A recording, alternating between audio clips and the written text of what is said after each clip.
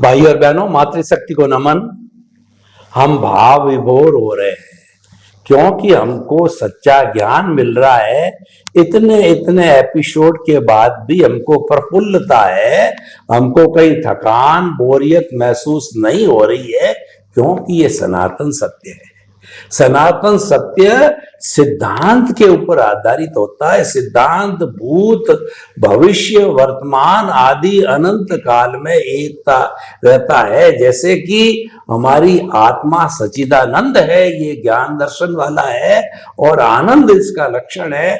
ये तो हर युग में एक सा ही रहता है, और कुदरत हर युग में एक सी रहती। कुदरती रचना, कुदरत का कानून एक सा रहता है। उसको जीना यानी उसको कुदरती रचना समझना और ज्ञान दर्शन को पुष्ट करना, उसको उपयोग में लाना संजोगों के अंदर, ये सारा सम्यक तप और सम्यक चारित्र है। तो स्वामी जी, आपका बहुत बहुत धन्यवाद। अब मैं थोड़ा सा जो है प्रश्नों को मोड़ देता हूं। हमने काफी गहन प्रश्न किए।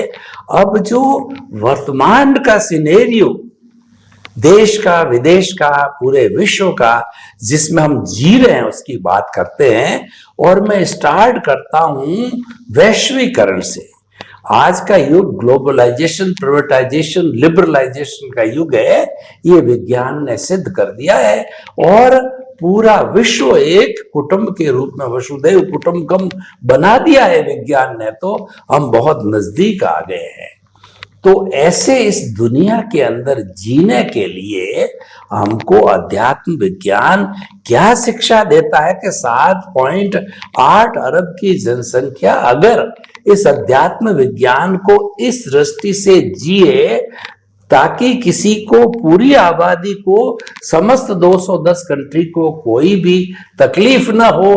क्योंकि अगर विश्व को बर्बाद करना है तो इतना जखीरा है कि 7.8 की अरब संख्या को 7.8 मिनट में भस्म करके पूरी मानव जाति को भस्म किया जा सकता है। इतने बड़े बड़े जखीरे इकट्ठे हो चुके हैं। तो जब हम समाप्त हो जाएंगे तो कौन बात करेगा। लेकिन सभी सुख से जिए, शांति से जिए, आनंद से जिए, क्योंकि परमात्मा ने ये जीवन आनंद के लिए दिया है। तो कृपया अध्यात्म विज्ञान की दृष्टि से वैश्विक स्तर पर ऐसे सूत्र दीजिए कि सबके लिए कॉमन हो और सभी उसको धारण करें, तो असंप्रदायिक रूप से अच्छा जीवन जी सकते हैं। बताइए। जय सच्चिदानंद। सबसे बड़ी बात यह है कि ये जो हिंसा का एक माहौल भौतिक रूप से विश्व में बना हुआ है, इतनी बड़ी पॉपुलेशन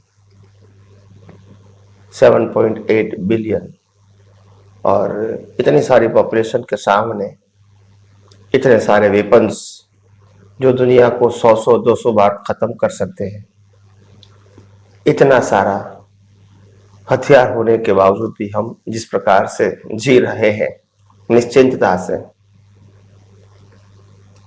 तो प्रश्न ये है कि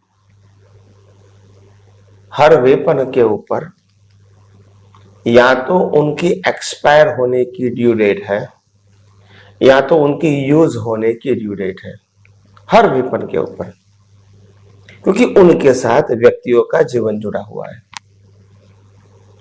और जिस मकसद से वो बनाया होगा, उस मकसद से वो कामयाब भी होगा। प्रश्न समय का है। और आपने जान हानि के बारे में बताया कि इतनी सारी पॉपुलेशन, अगर ऐसे अणुबॉम्बों का युद्ध हुआ, विश्व युद्ध जिसको कहेंगे, थर्ड वर्ल्ड वॉर, और ऐसा हुआ तो कहीं सारे लोगों के जान खत्म हो जाएंगे, विश्व की बस्ती बहुत कम हो जाएंगी, ऐसा विचार आते हैं ह्यूमन माइंड में। तो देखो, सबसे बड़ी बात क्या है कि as a socially, as a politically ये प्रश्न हो सकता है, मैं मानता हूं। आध्यात्म में तो स्पष्ट कहते हैं ये दुनिया की और कभी संख्या कम या ज्यादा होती ही नहीं है। हो सकता है कि so many people they convert in मनुष्य में से प्राणी में चले जाएंगे। हो सकता है कि कम संख्या होती है ह्यूमन की, उसमें से कई लोग नरक में भी जा सकते हैं, देवलोक में भी जा सकते हैं, या कई सारे ज्यादा लोग पशु योनि में भी जाएंगे, तो पशु की संख्या ज्यादा होगी, भौतिकता कम होगी, और हमारा पशुपालन उद्योग में आधार रहना ज्यादा होगा, पशुपालन एंड एग्रीकल्चर। तो ये हो सकता है, इसमें ये जो भौतिकता का जो विज्ञान आज जो डेवलप हुआ है वो नष्ट हो जाएगा। फिर ये कंप्यूटर, ये टीवी बीवी कंप्यूटर कहो, या जो सैटेलाइट मीडिया से काम होता है वो सब खत्म हो जाएगा, जीरो हो जाएगा। वो होगा अपने समय पे, तो ऐसा होने वाला है और होगा। और आप जिस परिस्थिति में आज जी रहे हैं और सोचते हैं, वो पहले ऐसी परिस्थिति नहीं थी, फिर भी लोग जीते थे। तो इसीलिए ये नहीं है कि ये परिस्थिति नहीं होगी तो लोग कैसे जिएंगे।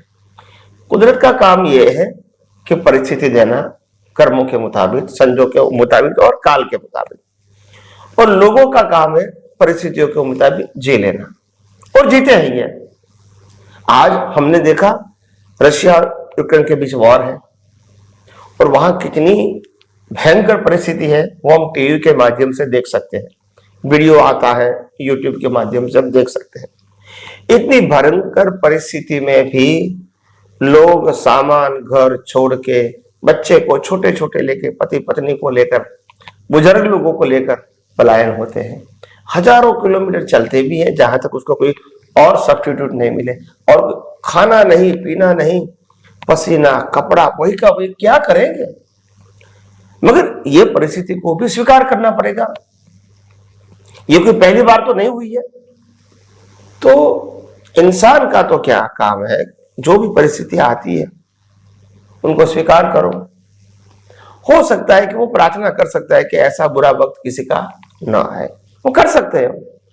मगर अगर आता है, देखो एक व्यक्ति के प्रयास से दुनिया नहीं चलती है, हजारों व्यक्तियों के म्यूचुअल प्रयास से ये दुनिया एक्टिव होती है। कोई एक व्यक्ति के प्रयास से एक व्यक्ति निमित्त हो सकता है, मगर बहुत सारे व्यक्ति जो सफर होते हैं उनका भी अगर रोल नहीं होता है तो संजोग नहीं बनता है। तो इसीलिए कोई ऐसा विशिष्ट प्रकार के डर रखने की जरूरत नहीं है, अवेयर होने की जरूरत है, आत्मविश्वास बढ़ाने की जरूरत है।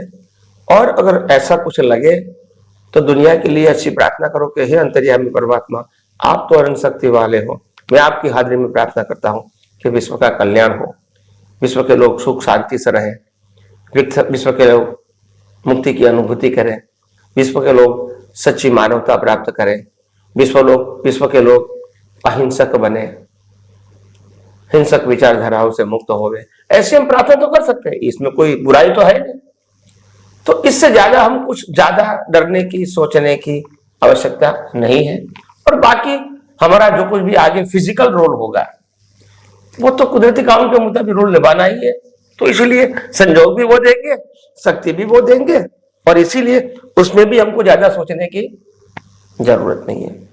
फिर भी as a human and as a citizen हम ये सोच सकते हैं कि अच्छी भावना करो रोज, हे परमात्मा सबको सुख शांति मिले, सबको समाधान मिले और सबको मुक्ति का मार्ग मिले। और कम से कम ये ना हो सके तो कम से कम लोगों के मन में इंसानियत बनी रहे और हिंसकता खत्म हो जाए। यही मेरी प्रार्थना को हे कुदरत, हे परमात्मा आप स्वीकार करो। तो ये प्रार्थना तो हम कर सकते हैं, इसमें कोई मनाही नहीं है, कोई बुराई भी नहीं है। तो डरना वो इम्पोर्टेंट बात नहीं है, घबराना वो इम्पोर्टेंट बात नहीं है। आत्मविश्वास से कैसे जिया सकता है, और आत्मविश्वास के साथ जी के हम ऐसी बात करेंगे ताकि हम जो बोलेंगे वो लाखों लोगों के लिए प्रेरणा बन जाएगा। तो ऐसा अगर हमारे जीवन में ऐसी हमारी सोच है, हमारी दृष्टि है, तो हम दुनिया में कुछ भी कर सकते हैं। कर सकते हैं कब नहीं, स्वतंत्रता से, कोई कर्ता भाव से कर सकते हैं। मतलब न डर के आपके जबान से भी हजारों लाखों लोगों का प्रेरणा दे के वातावरण बना सकते हैं। अगर आप कोई अच्छे निमित्त बनना चाहते हैं तो हो सकता है। और इसीलिए कोई प्रकार की दुविधा में रहने की जरूरत नहीं है। परिस्थिति को स्वीकार करो और आगे बढ़ते रहो और विज्ञान की दृष्टि को पावरफुल करते रहो। यही मेरी आप सबको शुभकामनाएं। स्वामी जी आपका बहुत बहुत धन्यवाद। जितने भी विश्व के समस्त जीवित प्राणी हैं वो अपने अपने कर्मों के अधीन कुदरत के कानून के अंतर्गत वो अपना भुगतान, हिसाब, परिणाम प्राप्त करते हैं। उसमें वो स्वतंत्र नहीं है। क्योंकि वो कुदरती रचना है। जब स्वतंत्र नहीं है तो वो भीख भय चिंतित क्यों रहे। यह बात पूरे विश्व के समस्त लोगों पर लागू होती है, क्योंकि हमारा ये सामाजिक जीवन है। विश्व हम जो है ग्लोबलाइज्ड हो चुके हैं, उसके लिए हम शुभ भावना कर सकते हैं। सर्वे भवन्तु सुखिनः सर्वे सन्तु निरामया। लोक के सब जीवों को सुख मिले, शांति मिले, आनंद मिले, प्रेम मिले। हमारे भीतर विराजमान शुद्ध आत्मा भगवान की साक्षी से हमको सबके मंगल की भावना करते रहना चाहिए। खुद का मंगल हो, समस्त विश्व का मंगल हो, ये भावना करेंगे तो क्या होगा कि ब्रह्मांड के अंदर पॉजिटिविटी बढ़ेगी। बहुत बहुत धन्यवाद स्वामी जी आपका। स्वामी जी, ये बात तो सही है कि व्यक्ति के जैसे कर्म होते हैं उसके अनुरूप ही उसको प्रारब्ध और पुण्य आता है, और जो भाव कर्म किए वो द्रव्य कर्म के रूप में उदय में आते हैं। बात सही है। और वह सब कुदरती रचना, कुदरत के कानून के अंतर्गत वो अपना हिसाब, परिणाम और जो है अपना भुगतान करता है, जीवन भर मान लिया। परंतु हमने कोरोना को देखा कि कोरोना पूरे विश्व में छा गया। ऐसी कोई जगह छोड़ी नहीं कि सब लोग उससे प्रभावित हो गए। हर देश, हर कंट्री, हर गांव के अंदर वो फैल गया। तो वह कौन से कर्म थे जो कि पूरे विश्व के अंदर एक जीवाणु जो दिखता नहीं है, माइक्रोस्कोप में भी बहुत अच्छी तरह से आ नहीं रहा, उसका डीएनए आरएनए पकड़ में भी नहीं आया, कोई दवाई ही नहीं उसकी। तो ये ऐसा कैसे हो गया? ये सामूहिक रूप से कर्म कैसे उदय में आ गए, पूरे विश्व के अंदर, मानव जाति के अंदर आ गए? तो ये कृपया कुदरत, कुदरती स्तर, कुदरत के कानून की दृष्टि से व्यक्तिगत तो समझते हैं, पर ये सामूहिक कैसे आया वो थोड़ा आप समझाइए अपने अध्यात्म विज्ञान के दृष्टिकोण से। जय सच्चिदानंद।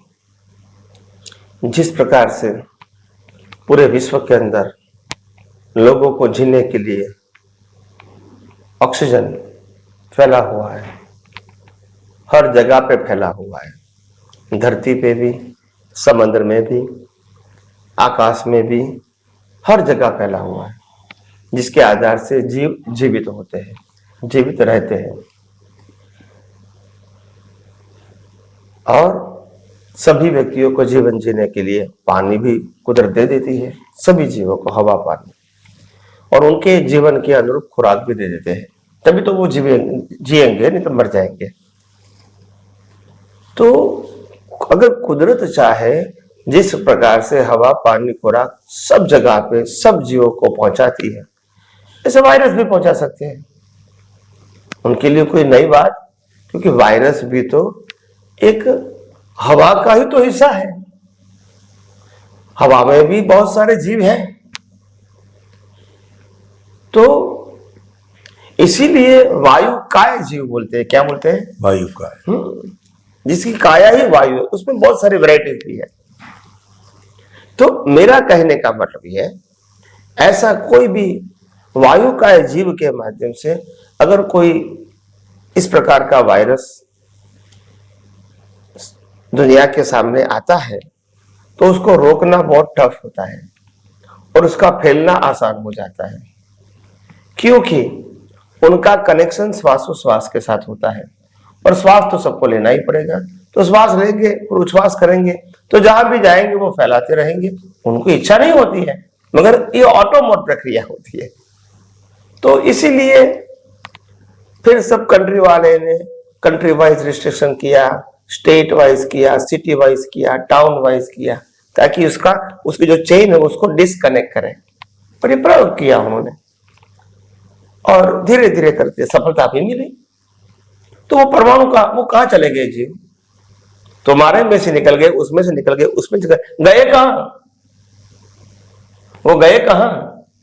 तो ऐसा नहीं है, ये उनका लाइफ था।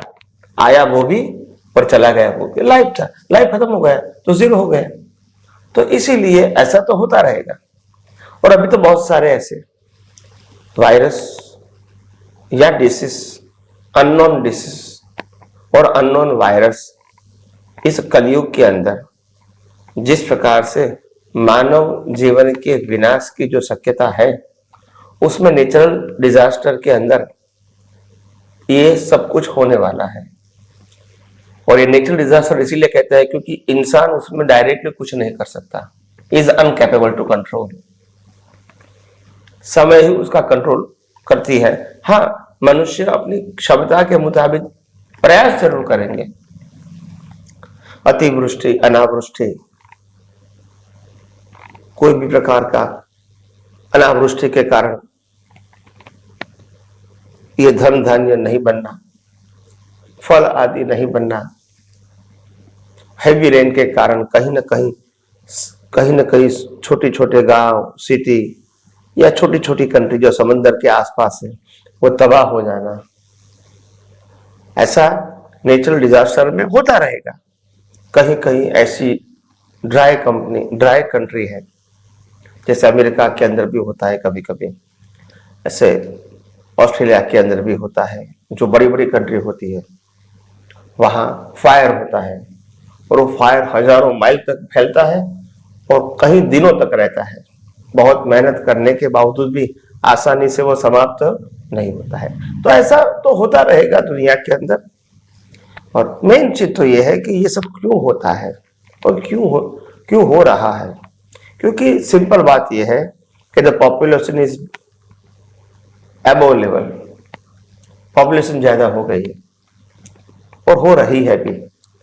और कुदरत समझते है कि इतने सारे लोगों का संतुलन मनुष्य भाव में करना वो पॉसिबल नहीं है, क्योंकि सबका ब्रेन और सबकी विचारधाराएं जो जिस प्रकार से काम करती है, तो सबको सब कुछ प्रोवाइड होना इस धरती पर से जीवन जीने की जरूरत कहेंगे वो शक्य नहीं है। और इसीलिए संघर्ष तो रहेगा, मगर कैसे भी करके कुदरत ये ऐसी आफत लाकर अपनी मानव समाज को, मानव संख्या को कम करते रहेंगे। फिर उसको आप क्रूर कहो या नेचुरल डिजास्टर कहो, जो भी कहना चाहते हो वो कहो। और इसमें आप किसी व्यक्ति के निमित्त का नाम भी दे सकते हैं, हो सकता है ऐसा। मगर फिर भी मैं ये कहूं कि इस बातों से हमको डरने की जरूरत नहीं है, ज्यादा सोचने की जरूरत नहीं है। ऑफ कोर्स परिस्थिति के अधीन अवेयर होने की जरूरत है और हमारे इर्द गिर्द जो लोग हमको हमारे परिचय में है इसको जागृत करने की जरूरत है। इतना हम अपना रोल निभा सकते हैं। कल क्या होगा किसको मालूम नहीं, कुदरत को ही मालूम है। और इसलिए डर के जीना वो तो जो आत्मविश्वास वाले व्यक्ति है उसका काम नहीं है। डरना और मरना एक ही बात है, तो मरना नहीं है, क्योंकि मरना वो कुदरत का कानून है। तो कानून है तो हमको सोचने की क्या जरूरत है, इज रिस्पॉन्सिबल। अगर मैं अपनी जब जिम्मेदारियों को छोड़ के मर जाऊंगा तो कुदरत को मालूम है कि उसको मार रहा हूं और ये जिम्मेदारी भी है, तो हमको समझ रहे बस वहां हमारी जिम्मेदारी खत्म हो गई। तो ये हमारा सब्जेक्ट नहीं है ज्यादा डीप में जाने का। और इसीलिए मैंने कहा ये दुनिया में ऐसा होता रहेगा, ऐसी बातों में राग द्वेष करने की जरूरत नहीं है, सही गलत सोचने की जरूरत नहीं है, जागृत होने की जरूरत है। आत्मविश्वास बढ़ाओ, हो सकता है कल ये शरीर का भी अंत आ जाए, वो कोई बड़ी बात नहीं है। मगर जो आत्मविश्वास है वही हमारी कैपिटल है और सनातन सत्य का विजन वही हमारा अनुभूति और पुरुषार्थ है। तो इसीलिए जितना जितना ये विज्ञान लोगों के पास फैलेगा, पहुंचेगा, समझेगा, मैं समझता हूं ये विज्ञान लोगों को मानसिक अस्थिरता से बाहर निकालने में बहुत अच्छा रोल निभाएंगे। और आगे आगे भी ये विज्ञान लोगों के सामने कैसे प्रस्तुत होता है वो कुदरत जैसे संजोग देती रहेगी, ऐसा काम भी लोगों के माध्यम से होता रहेगा। स्वामी जी आपका बहुत बहुत धन्यवाद। सनातन सत्य का अर्थ होता है universal truth, ultimate reality of this Cosmos. और वह कुदरत पर आधारित होगी तो कुदरत तो अल्टीमेट है और कुदरत की रियलिटी अल्टीमेट है, तो सब कुदरती रचना पर आधारित हो गया। और वो छह द्रव्य हमने उसकी रचना बताई और उसका कानून इतना प्योर मैथमेटिक्स सटीक है कि हमारे कानून देने वाले कोर्ट भी गलती कर सकते हैं, वो गलती बिल्कुल नहीं करती। यानी कुदरत है, नेचुरल चीजें हैं जो हमारी, जो सूर्य चंद्रमा जो है और नदी नाले, ये उनका संचालन, उनका कंट्रोल भी करती है, व्यक्तिगत व्यक्ति के उदय प्रारब्ध को भी वो करती है। सब कुदरत के अधीन है और उस कुदरत पर ही सनातन सत्य आधारित है। तो इसीलिए हमको न तो कोई घबराने की जरूरत है, न भीख की जरूरत है, न भय की जरूरत है। हमें तो मात्र अपने विजन में, विश्व का कोई भी व्यक्ति हो, अपने विजन में अपनी भाषा के अनुसार सम्यक ज्ञान, सम्यक दर्शन को फिट करे और धीरे धीरे अपनी अज्ञानता को खत्म करते करते जो है वो तप को बीच में लेकर के सम्यक चारित्र को, यानी आत्मा की अनुभूति, उसको प्राप्त करके मुक्ति को जाए। ये लक्ष्य में रहना चाहिए मनुष्य के। और उसमें प्राणी तो जा नहीं सकते मुक्ति में, लेकिन मनुष्य को उन प्राणियों के प्रति भी जो है वह प्रोटेक्शन का भाव रहना चाहिए। स्वामी जी आपका बहुत बहुत धन्यवाद। हमारा एपिसोड भी पूरा हो रहा है। आपके प्रति बहुत बहुत कृतज्ञता। जय सच्चिदानंद। जय सच्चिदानंद। कितना साथ